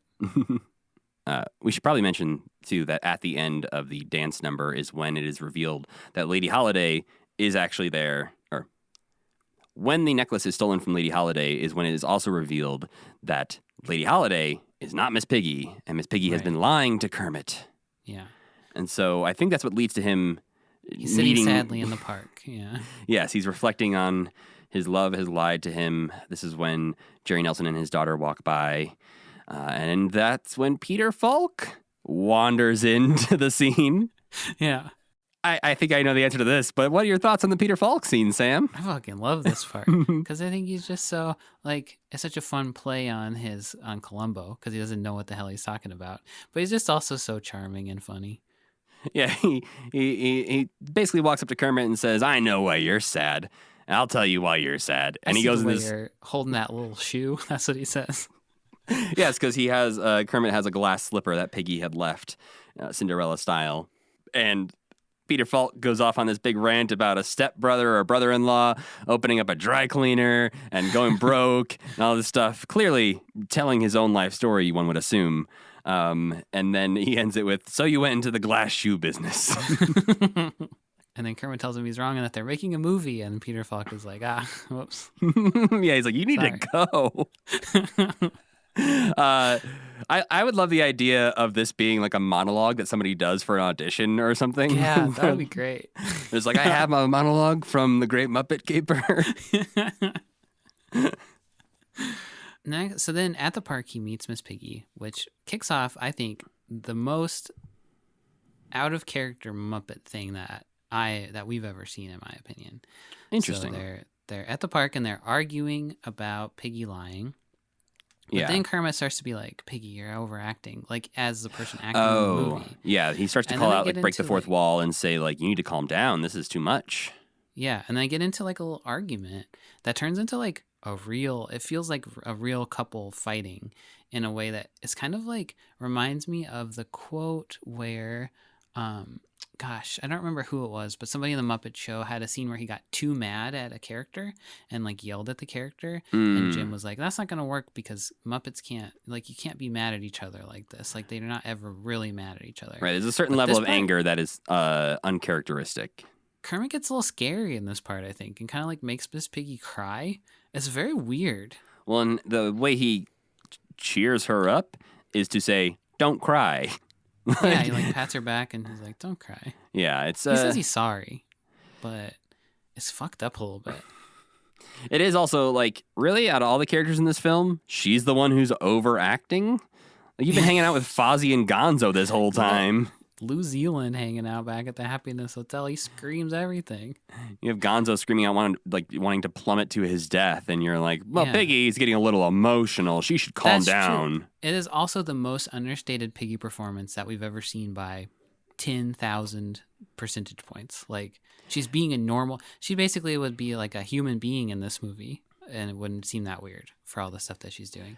She'd be like Jennifer Aniston or something. I put in my notes that she was reminding me of Meg Ryan, like in the When Harry Met Sally, Sleepless in Seattle. Like, she does have that 80s rom-com actress vibe to She her. She kind of nails it too. She could have been in any of those movies. Well, and the more you talk about this too, like the more it is upsetting me actually, where I'm like, oh, Kermit cut her off at the knees because. Think about this because basically all that's happening is she's not overacting. She's getting emotional. She's like, this is one of the more like heartfelt character moments in the movie where she's like talking about what she's feeling and like why she did what she did. And imagine if Gonzo started singing like, I'm going to go back there someday. And Kermit's like, too sappy. Stop it. Come on, buddy. Yeah. Nobody cares, Gonzo. Yeah. He like blows a great take to yell at his girlfriend. So, yeah, some bizarre behavior that somehow leads to a bike ride. Yeah, is there a song during this bike ride? I can't even remember. This bike ride rolls right off me every time I try to watch it. Yeah, during that scene, Kermit and Piggy are singing like a sweet little, hey, we're in love again song. And at the end, all of the Muppets join in to be like, hey, look at us. We can all ride bikes at the same time. Remember when one rode a bike? Now I'll ride a bike. I mean, and that seems to be what the gist behind doing this was, because Frank Oz was quoted as saying, "It's amazing though. You work and work on the most difficult things, and people say that's nice. Then something easy will occur, and it'll be the only thing anyone talks about." In the first movie, it was Kermit riding a bike. It's very easy to do that. It's just a simple marionette with strings. But in the same film, there was this whole complicated sequence with Gonzo and the balloon crashing into the sign and landing in the car. It took forever to film that, and all everyone talks about is the bike. That's why we have a whole bicycle parade in this film. The bikes are like, technically you're watching this and it's very hard to figure out what the hell is happening or how they're doing it. Yeah, that's true. And it was achieved in a couple of different ways. They essentially had the entire 110-person Muppet film crew there in the park to help with this. And so one of the ways they do it in some of the scenes is that they have all of the bikes like attached to each other. And then Brian Henson on an oversized tricycle was like attached to them, pulling the bikes at one point. And I think that's maybe happening at the end when they're like under the trees and stuff. Because for a lot of it, what they're doing is they have cranes, like cherry picker type of things, above the Muppets, and they're using them like marionettes. But then the trees are supposed to be like stunting on you. It's like how we do it in there. Yeah, figure it out now. Except you we're not jerks. smart enough. We're not smart enough to know how they were doing it in the first place. No. So we're not going to be like, wow, trees, huh? But they're also obviously using the radio control elements during Where this their because heads just go. yeah. But the reason we have so much information about that is from the application where Jim was trying to get a Visual Effects Academy Award. But they didn't even get nominated for that. Get nominated. Yeah. No. Well, then I genuinely have no idea how he ends up at the runway thing. That's Does a great Piggy just question. say, let's go. She must, because I also forget how that happens. But maybe now, because she's obviously still Lady Holiday's assistant. She hasn't lost that job. Trusted confidant. No. Yeah. She only got it yesterday, I believe. Yeah. The time frame of this is much shorter than it feels. Yeah, because this is the next day, I guess, after the morning he met Piggy. I believe so. So they're only like in London for like 3 or 4 days. Right. And in that time, Piggy goes to jail. But yeah, then Miss Piggy falls in a fountain. Well, yeah. So the reason Miss Piggy falls in that fountain is because she is just supposed to be the assistant at the fashion show. She is helping out, but Charles Grodin sees his opportunity to frame her. One of his accomplices is like, "Oh, I can't go out," and then they send Piggy out in her stead.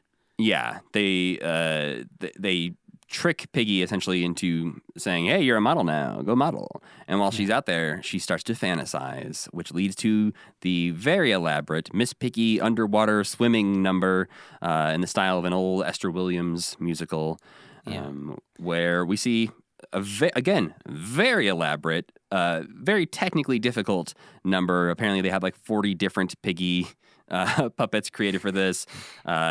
Frank Oz had to do scuba training. A person in a creepy Piggy suit occasionally.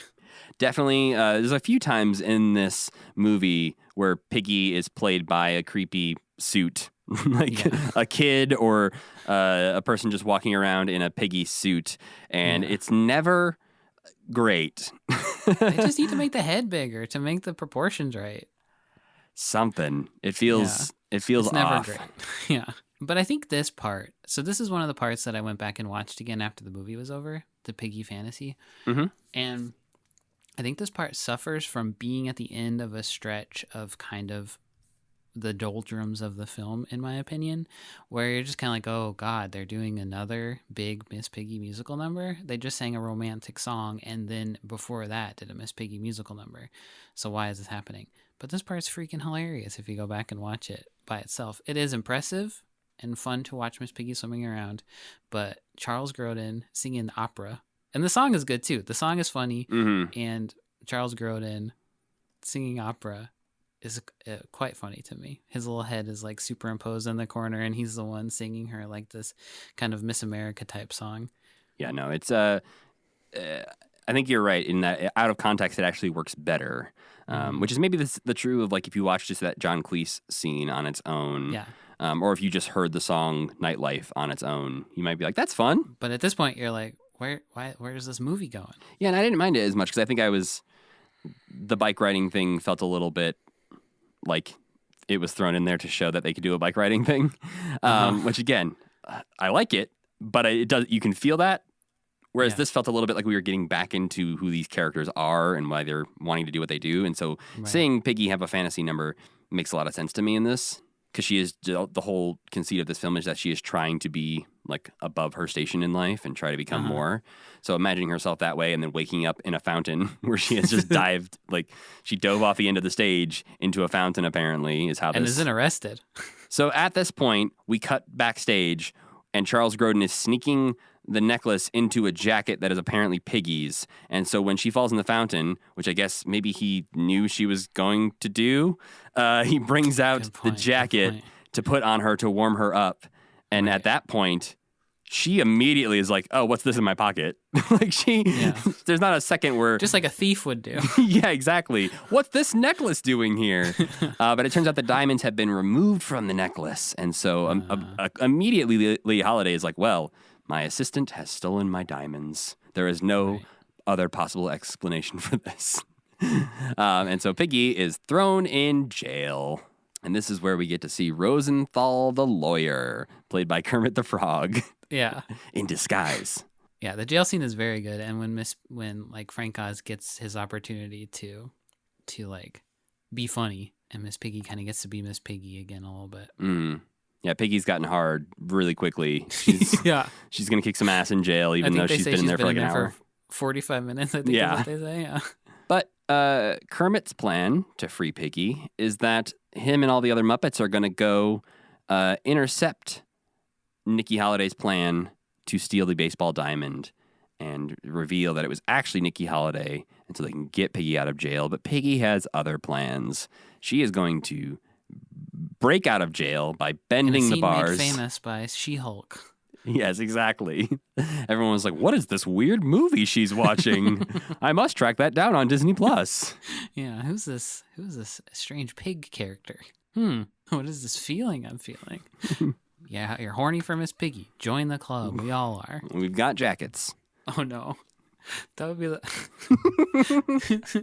just imagining like an Impractical Jokers type situation where you force me out into like a mall wearing a jacket that's like horny for Piggy, and she's just like embroidered on the back with like her big booty sticking out. It's like Piggy Slut is what it says on the back. Well, now we know our first piece of apparel that we're going to be selling in our online store. Yeah. And then, pretty much the rest of the movie here is cutting back and forth between Piggy breaking out of jail. This is when the caper really kicks in the high gear. Yeah, and the heist happening where the bad guys are trying to break into the Mallory Gallery where the diamond is being held, while the Muppets are trying to con their way in. Well. Yeah. All right. The thieves are on the roof trying to break in. The Muppets are trying to get in through the front gate through various means. One, they try some Groucho Marx glasses, which don't really pay off that well. Yeah. Animal tries to eat the fence, which leads to the dogs being upset. And then Fozzie and Kermit disguise themselves as the Pizza Twins. The Pizza Twins. I love the Pizza Twins. which does work. As they're delivering a pizza to the guard and talking to him about pizza, everyone else just sneaks in quietly behind the guard. What's the pizza for? What's your name? And he says like Henderson or something like that. They're like, hey, that's the name on the slip. I think the Muppets in this movie, the Muppets somehow got like 10 times cuter than they previously were. They are very cute. They're much more adorable in this movie.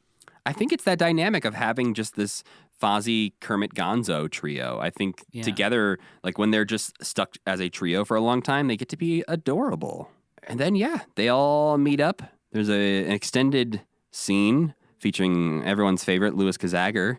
I think this leaves the ultimate like bad taste in my mouth because I hate that character so much. It's also a poorly shot, poorly edited scene. Yeah. So the Muppets break in a way that is very hilariously Muppety. They try to form a ladder to sneak in while the thieves are stealing the diamond, and they fail miserably and need to intercept the diamond from the thieves. And it turns into a baseball game where the diamond is being pitched to New Zealand, who is going to hit it with a fish. And then the baseball diamond just... I would pick New Zealand as my pitcher, frankly. He throws stuff. I kind of thought that was going to be what was going to happen. But instead, we just get some Muppets tossing a baseball-sized diamond around for too long in ways that is not extremely clear. Not really funny or clear, There's not... This is going to be a weird comparison.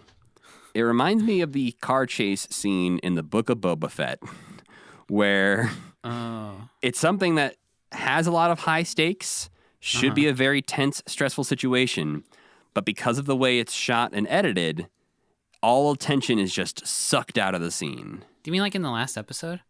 Kind of? Or the car chase with the teens on their weird bikes? Yes. Which car chase? Yeah, okay. Yeah, they're chasing down the mayor's assistant in the Book of Boba Fett, and they're like running through fruit stands. Slow for some reason. Yes, that's what this felt like. Where I'm just like, are we done with this yet? Are we gonna move on? Because this feels a bit strange, and it makes sense to me that this is Jim Henson's first directorial debut in a feature film. Yeah. So and I will say for 99% of the film, I don't feel that. I don't go, oh, this is weirdly made or this is weirdly da-da. We've had some scenes like that were like, okay, why is this here? But they're still enjoyable. This was the main part of the movie for me where I was like, this feels a little poorly made. Wrong. Yeah, something has gone wrong.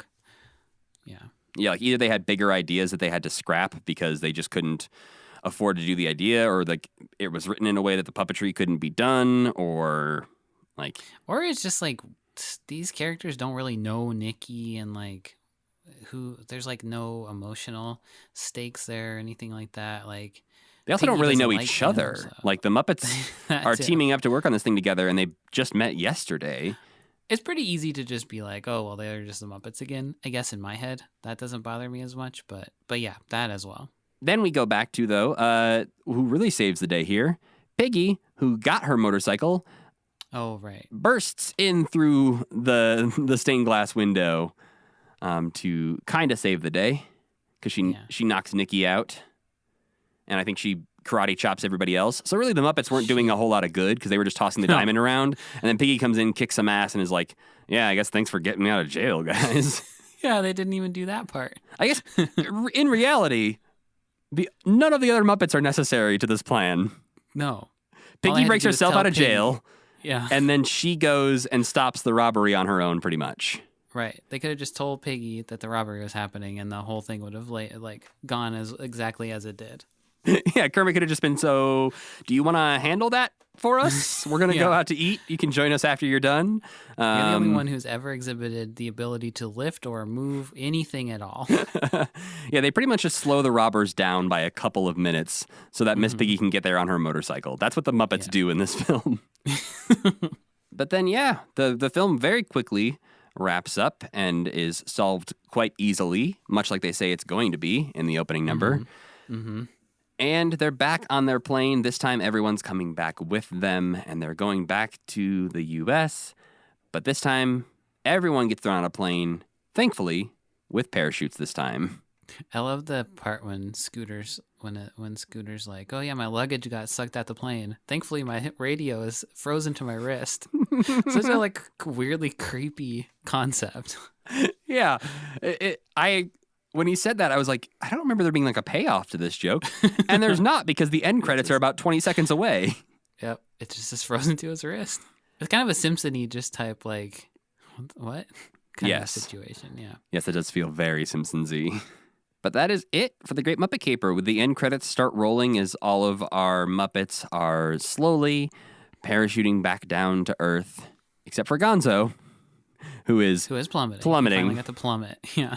But overall, Sam, I think we were maybe a bit more negative in talking about it than we actually maybe feel overall. But I really enjoyed the Great Muppet Caper, and it had been a really long time since I had sat down and watched the whole thing. And I had a really good time. I think it's a good character piece in a way that we didn't get to see as much in the Muppet Show. So I think it's really refreshing in that respect, where it's like you're going to get to spend some time with these characters in a form that like they're all going to act like you think they're going to act, and it's going to be funny. And you're going to have to sit through a little bit of Miss Piggy and bike stuff in the middle, but it'll be all right in the end. Yeah, I think if you're going in expecting sort of the heft and the depth of the Muppet movie, or even Muppets Take Manhattan, you might be a little disappointed. But as far as like seeing your characters that you like to watch be fun together on screen, this will satisfy that urge. I think you really blew it wide open for me by mentioning that there wasn't a sad song, or like there's not a sad part of the movie. I think that would have, I don't know if they would even fit in this plot, but that does make it feel so different than your average Muppet movie. Yeah, I feel like we could have had like an actually dejected Miss Piggy number where in that moment where she's walking out into the streetlights after she reveals, or after it's revealed to Kermit that she has been lying about who she is. Yeah. Like Piggy could have gotten the sad song in this one. Yeah. She needed to be taken more seriously in this movie and given a like, I'm just trying, I want to be something, but it's hard. Agreed. But I am glad we got to watch it because it had been so long for me.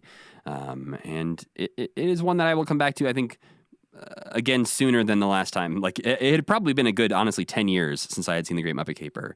Oh, wow. So I think it'll be less than that until I revisit it again. Yeah, I'm going to watch some of those clips. I watched the Happiness Hotel song a couple times because it's just a bop. And now it's time for our Muppet of the Week. I didn't do one this week. We talked about all these guys already. Yeah. We have already done, 76 Muppets of the Week? And partially it was just, I'm going on vacation this week. There's travel. I'm a busy guy. But part of it was also like, no one really stood out in this movie that was new. So there wasn't like an obvious Muppet for me to talk about this week. So obviously we'll bring back Muppet of the Week in the future. And I think we might mix it up a little bit with like Muppet Performer of the Week sometimes. We'll try out some different things, but there'll be Fraggles to talk about in the future. We'll get Fraggles. We'll get Bean Bunny eventually. There'll be more Muppets to talk about, but like we don't want to talk about them before we've seen them because there's not much to say. So anyways. Spoiler alert much, huh? For who? I don't know. People who don't know Pepe exists yet. Oh, no. Sorry, we ruined the Muppets for you. Pepe is coming, yeah. The post-credit sequence of Muppets Take Manhattan is Pepe floating in space. Like, it just cuts I'll do it myself. Just cuts to black and you hear, hola. Yeah. But before we go, I do need to check in, Sam, and ask you, did you have time to watch any non-Muppet things this week? I watched a bunch of shit this week, man. What'd you watch? We, for some reason, powered through all of Rings of Power, which ended yesterday as of this recording. Not a good show. Fun to watch, though. The writing is noticeably horrid, where you're just like, why? At the end of the scene, you're just like, why did that character do that? That makes absolutely no sense. Like, they changed the way that like Sauron came to power in a way that makes absolutely no sense, and they won't explain it for 2 years until the new thing comes out. It's just not very good, but it looks great. And there are characters. The characters are good and they're fun to watch. But the storyline is just not so great. And then we finished She-Hulk, which I thought the ending was great. Oh my God, I loved it so much. Yeah. I had read I had spoiled myself months ago, actually. because I can't help it. Ugh, And you're a monster. I've been thinking the whole time, like, this is gonna be so stupid. I don't know, like reading it, you're just like, this is so dumb. But then when it happened, I was like, oh, okay, this is delightful. And I loved, spoiler alert, sorry, I loved how I was like, well, what's kind of the point of this? And then when she's talking to Kevin and she turns into lawyer mode, and then it's like, oh, okay, this is like they're sticking this landing. This makes sense to me. When notoriously Disney Plus series do not stick their landing at all. No, and this like obviously is the most meta version possible. They literally show the Disney Plus home screen on the inside of the canon of this episode. So it's the most meta Marvel thing we've ever seen.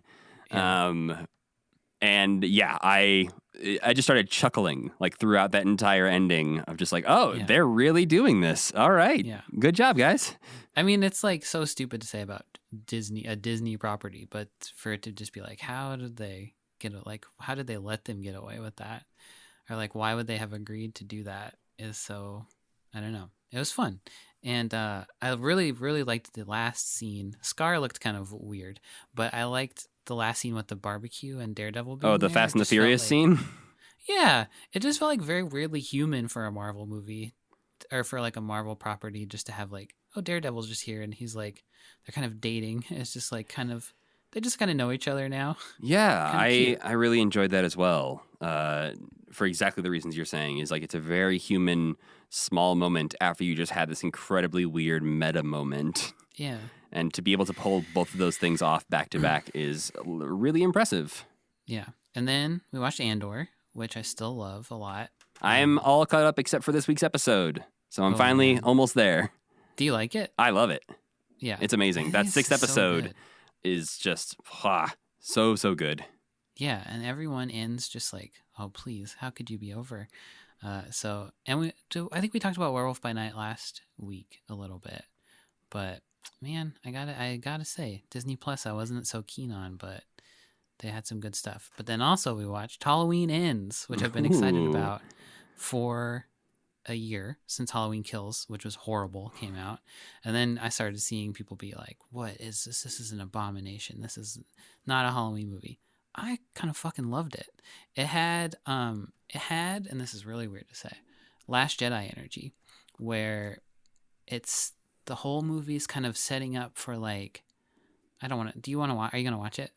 I am actually probably going to watch it. So okay, I won't tell you too much. And I also haven't seen like most of the Halloween movies. So my plan is my wife's going out of town in a couple weeks, and she doesn't like scary movies. So the perfect time to watch Halloween is when you're home alone at night. You're not going to be scared at all of the man. I'm also going to watch the new Hellraiser movie. So this is going to be a terrifying week for me. Hellraiser's okay. Just don't solve the limit configuration, Matt. You'll be fine. Well, I'm way too dumb to do that. So okay, I won't tell you too much, but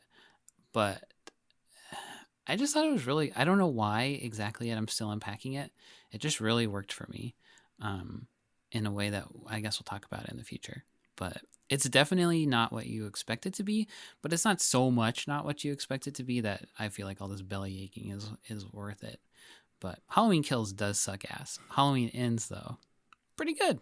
I think the only two Halloween movies I've ever seen are the very first one. I've seen three. I've seen the very first one. I saw Halloween 3, and I saw the Rob Zombie one. Okay. So I have That's a very weird smattering. Yeah, I have three different canonical timelines in my head, essentially. Because one of which has nothing to do with anything. Right. Halloween 3 has nothing to do with anything. The Rob Zombie one has been cast to the side. So I think in my week of horror movie watching, I'm just going to watch the current canon, which is the first one and then the three more recent ones. Yeah. I would do that and then maybe watch, if you enjoy it, maybe watch the old Halloween 2, because there are weirdly characters from Halloween 2 that are in Halloween, the new trilogy, but just like they're just there. Or like the hospital that Kills takes place in is the same hospital from Halloween 2. Gotcha. So there are references, but you're not going to miss anything. All right. Well, I'll give it a go. I was just, my expectations were on the floor, and then at the end of it, I was like, actually, that was really fun. So, I don't know. Curious to see what you think of it. As somebody who doesn't care about Halloween, I would guess you'll like it more. But I am obsessed with Halloween, and I liked it. So I also don't care about horror movies for the most part. So if a horror movie impresses me in any way, it must be at least interesting because I do not typically enjoy them. I don't know if I feel the same way. I like to watch horror movies. I feel like there's something about Michael Myers that scares me so bad, and I don't know exactly what it is, that he is like, his movies I like really look forward to, just because, I don't know, I want him to stop killing people, but he never does. I just realized just now that this episode comes out on Halloween. Oh, So if it's your last day to watch Halloween, everyone. yeah. Tomorrow, if you watch it, everyone will think you're a weirdo. Yeah, he'll be like some kind of freak. How about you? What did you watch? Basically, Andor and She-Hulk were the two big ones. I'm still watching Central Park as well, which is very good. And then we also keeping our Wes Anderson marathon going. We watched The Life Aquatic this week, which is... How was that one? I don't like it. I knew you didn't like that one. I think honestly, I think about a year ago, probably we talked about that movie on this podcast because I also watched it last year, and I think I had all the same things to say. Where it's just Bill Murray's character in that movie is so wholly unlikable from start to finish that you just like it's not. Yeah, like in Royal Tenenbaums, there's characters that are unlikable, but they have some redeeming qualities or they're at least charming. Bill Murray is just so off-putting the entire time that I just don't care what happens to him. Yeah, I loved that movie when I was in high school, but I have not seen it since then, and I'm kind of scared to watch it. That was my memory of it as well. Is that I thought this was something, and I think it's based on like the aesthetics of it because it's still a very pretty movie. The design choices are very strong and good, but it was probably honestly the first Wes Anderson movie I saw too. Yeah, which might be part of it. But it's something about it is just a little bit too cynical for my tastes. So maybe you'd like it. Yeah, I'm horrible. No, you're just, you like things that I sometimes don't, that are the reason I don't like them is because they're too cynical. But that does it for this week. Before we go, we want to let you know what we'll be watching next time. Next time, we're not watching anything. We're actually going to be... It's over. We watched all the Muppet stuff. We finished with The Great Muppet Caper. We're actually going to be reading all of the Muppet Show comic strips that were published in newspapers starting in September of 1981, which is why we're hitting them now in our chronological order. They are all on Muppet Wiki. There are like 300, 400 of these things. There's a lot of them. You can get through them pretty fast, though. So if you want to start now and get them all read by next week, you probably can. And we'll be joined by a special guest to discuss the Muppet comic strips. I'm not going to spoil it. It's going to be a surprise. You have to come back next week. Okay. Your mouth was twitching so much, I thought you were about to say it. And we need to thank our friend Tuna for making the music for this podcast and Cassie Wilson for singing the theme song. Don't forget to go to commitment.com to pick up your enamel pin or, give us some money on Patreon, whatever you want to do. You can email us at mail@commitment.com if you have any questions or secret Muppet links to share with us.